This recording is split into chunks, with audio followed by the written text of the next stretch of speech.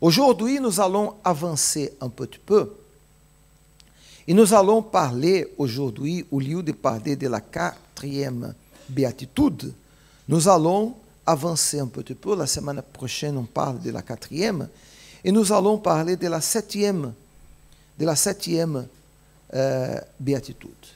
Le Seigneur Jésus a dit comme ça: heureux, heureux, ceux qui ont le cœur pur. Heureux, ceux qui ont le cœur pur. Si nous avons là les versets, voilà, les versets sont là. Vous pouvez lire là. Vous pouvez lire là. Heureux, s'il vous plaît, lisez. Lisez, messieurs, dames, s'il vous plaît. Heureux, ceux qui ont le cœur. Qui sont heureux? Qui sont heureux? Ceux qui ont le cœur pur. Pourquoi ils sont heureux? Car ils verront Dieu. Dieu est esprit. Vous ne voyez pas Dieu avec vos yeux physiques. Vous voyez Dieu par l'œuvre qu'il réalise dans votre vie. Vous voyez Dieu par la bénédiction, par les changements de vie, par la transformation qu'il réalise.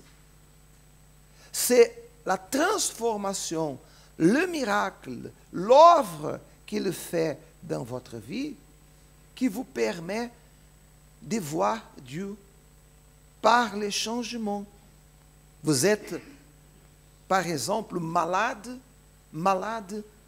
vous avez une maladie incurable, le médecin dit non, il n'existe pas de guérison pour votre maladie, vous devez avaler ou prendre des médicaments pour toute votre vie, ou vous êtes peut-être condamné à mourir dans quelques jours.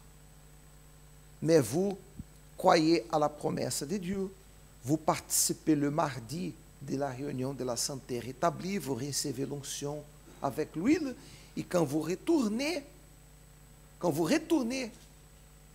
au médecin, alors là, le médecin dit: qu'est-ce qui se passe, monsieur? Qu'est-ce qui se passe, madame? Qu'est-ce que vous avez fait?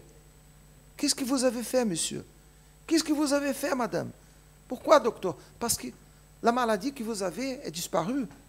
Le cancer est disparu. Comment est-il possible? Qu'est-ce que vous avez avalé? Non, je n'ai rien avalé. J'ai reçu l'onction avec l'huile et Dieu a fait le miracle. Là, vous voyez Dieu. C'est comme ça que vous voyez Dieu.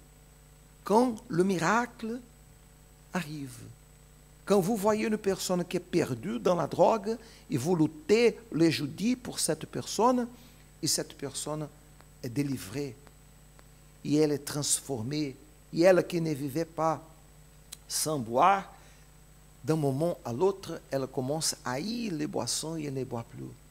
Elle a été perdue dans la drogue et elle se délivre et elle n'utilise plus la drogue.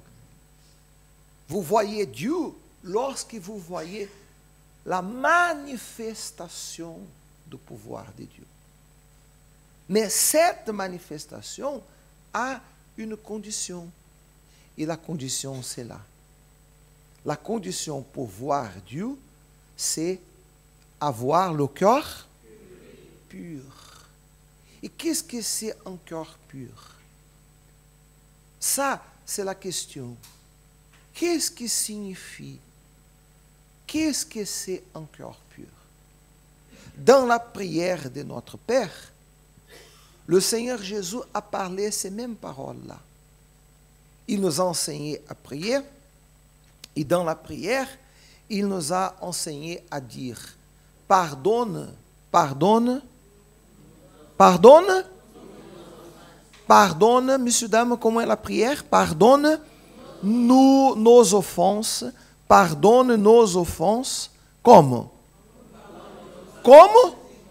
Como nous pardonnons à ceux qui nous ont offensés. Il m'a offensé, par exemple. Il est un collègue de travail, il est un voisin, il est une personne qui habite autour de moi, et on a eu un problème, et il m'a offensé.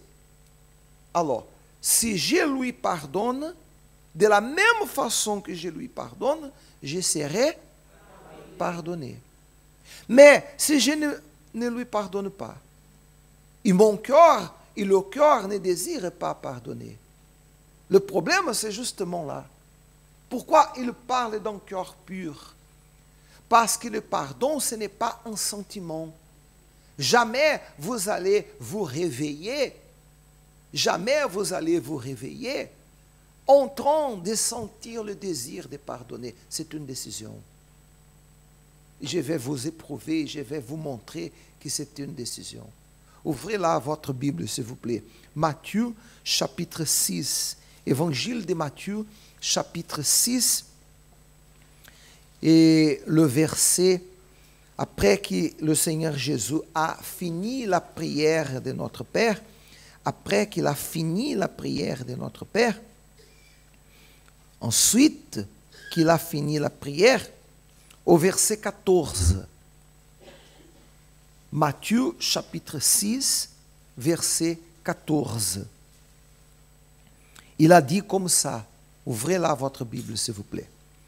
Et si vous n'avez pas la Bible, nous allons vous montrer dans les écrans.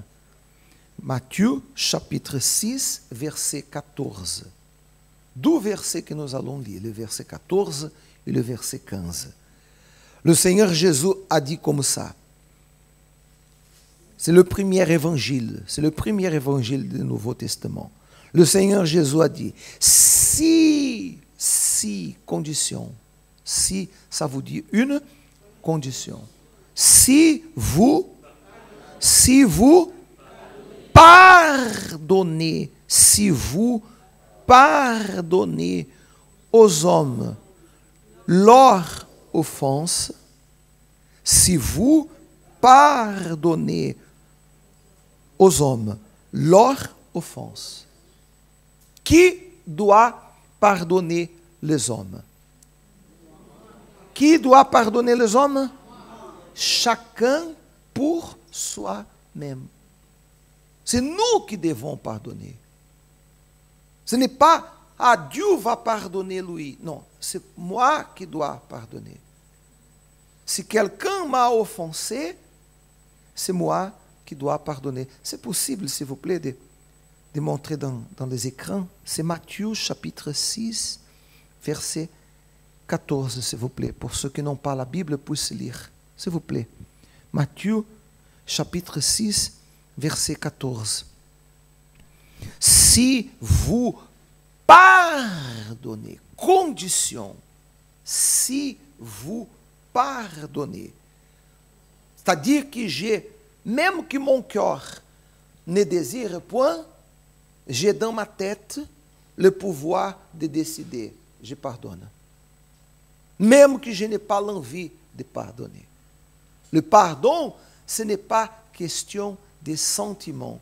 Je sens l'envie de pardonner, ou bien je ne sens pas l'envie de pardonner. Non, le cœur, jamais, je répète, jamais le cœur va sentir, jamais le cœur va sentir le désir de pardonner. Jamais. Jamais. Sentir, vous n'allez pas sentir. Jamais. Mais vous avez intelligence. Ici, il ne parle, si vous lisez là, s'il vous plaît, c'est possible. Voilà, merci. Voilà, lisez là. Si vous sentez le désir de pardonner, c'est ça qui est écrit. Hein? Si vous désirez pardonner, non. Ce n'est pas question de sentiment. C'est une question de décision. Si vous pardonnez aux hommes leur offense, il m'a offensé, il m'a humilié, il a parlé mal de moi, il a préparé un piège pour que je tombe, il a volé ma place de travail, la promotion que c'était à moi. Une femme a détruit votre mariage. un garçon ou une fille a présenté la drogue à votre garçon, à votre fille, et aujourd'hui vous souffrez parce que vous avez des enfants dans la drogue, parce qu'un collègue a présenté. C'est à vous de décider de pardonner ou non cette personne. Le cœur, il ne va pas désirer à cette femme-là à détruire mon mariage. Mon mari m'a laissé, m'a abandonné avec les enfants. Nous sommes aujourd'hui dans la misère. J'ai travaillé beaucoup. On a construit la maison. Avec sacrifice, on est venu à ce pays-là. Et aujourd'hui, cette femme-là, elle profite avec mon mari. Et je suis là en train de souffrir avec mes enfants. Ah, j'ai un désir immense de pardonner cette femme. Jamais vous allez sentir le désir de pardonner cette femme. Jamais. Jamais votre cœur va désirer ça. Mais vous avez une intelligence qui peut décider, je vais pardonner cette dame. Il a dit, si vous pardonnez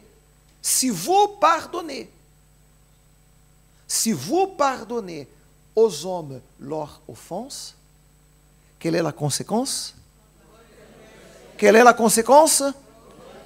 Votre Père céleste vous pardonnera aussi. Alors pensez, s'il vous plaît, le pardon fait un bien à moi, on dirait, s'il m'a offensé,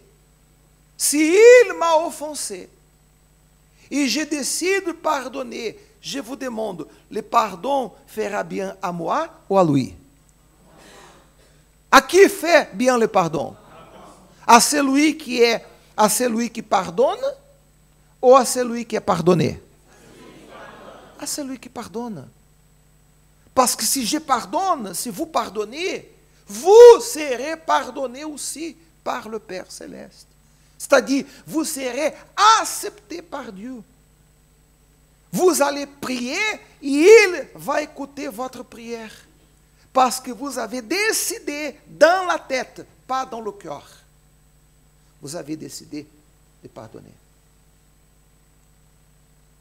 Ça, c'est clair. Ce n'est pas nécessaire de beaucoup parler pour comprendre. Mais pour laisser plus clair encore, le verset suivant, le 15, le verset 15, le suivant verset, il a dit, mais,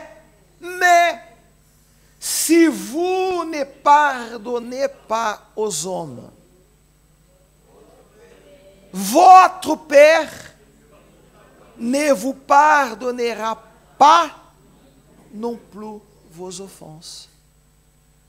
C'est-à-dire que si je ne pardonne pas, ce n'est pas à lui qui m'a offensé que je fais mal, c'est à moi-même. Si je dis non, ce qu'il m'a fait c'est grave, je ne peux pas pardonner, je suis en train de faire mal à moi-même.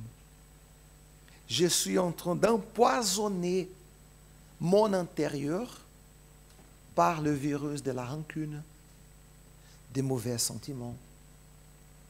Il y a des gens qui les niveaux de rancune, elle est au bord de la haine.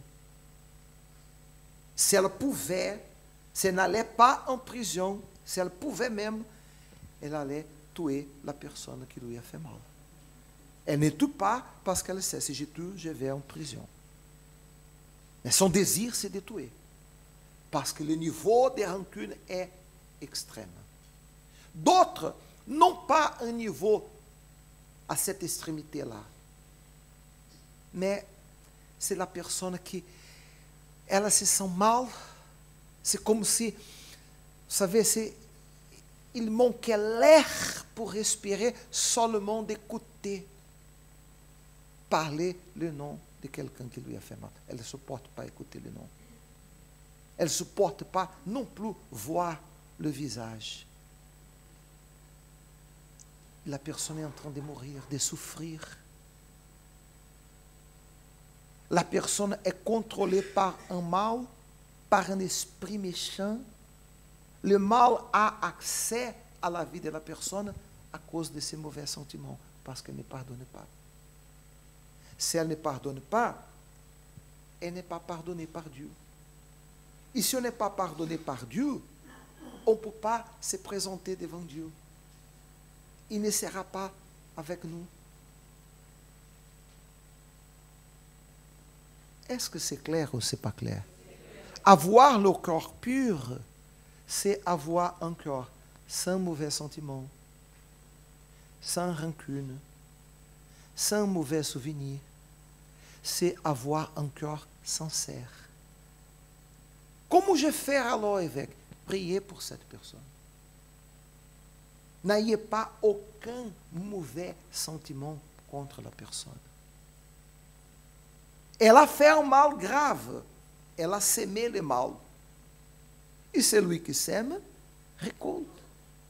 Soyez sûr et certain que tôt ou tard, elle va récolter le mal qu'elle a sémé. Ça, c'est sûr et certain. Elle a fait un mal pour vous détruire. Tranquille. Tranquille. Attendez. Le mal va retourner à cette personne. C'est la parole de Dieu qui dit ça. Celui qui sème, récolte. Mais vous devez pardonner. Il faut pardonner pour que vous ayez la paix. Il faut pardonner pour que vous puissiez être accepté par Dieu. Il faut pardonner pour que vous puissiez avoir le cœur pur et voir Dieu agir. C'est clair ou c'est pas clair? Je vais faire une prière maintenant. Levez-vous, s'il vous plaît. Fermez vos yeux. Évaluez votre cœur. Peut-être ça, c'est la raison de votre souffrance. Gardez-moi un moment, avant de commencer la prière. Peut-être, je suis ici en train de penser. Vous pensez, je souffre parce que quelqu'un m'a fait un mal. Je souffre parce que je suis victime d'un rituel. Non, vous souffrez sûrement parce que vous gardez un mauvais sentiment, parce que votre cœur n'est pas pur. Et le fait de n'avoir pas le cœur pur, vous ne voyez pas Dieu agir dans votre vie. Le fait de n'avoir pardonné, vous n'êtes pas pardonné par Dieu. Et sans le pardon, on ne peut pas s'approcher à Dieu. C'est nous qui devons pardonner. Je répète, c'est nous qui devons pardonner. Ne pensez pas, je ne suis pas Dieu pour pardonner. On n'est pas Dieu, c'est vrai. Mais Jésus a dit, si vous ne pardonnez pas, votre Père céleste ne vous pardonnera pas non plus. Nous avons le pouvoir de décider ici dans la tête. Même que le cœur dit, non, il ne mérite pas, ce qu'elle a fait, c'est grave. D'accord, c'est vrai, mais Dieu, je pardonne. Que cette personne-là soit bénie. Qu'elle soit bénie. Je décide pardonner. Au moment que vous faites ça, au même instant, vous aurez la paix dans votre intérieur. Vous aurez la paix. Parce que Dieu vous pardonnera. Il vous acceptera.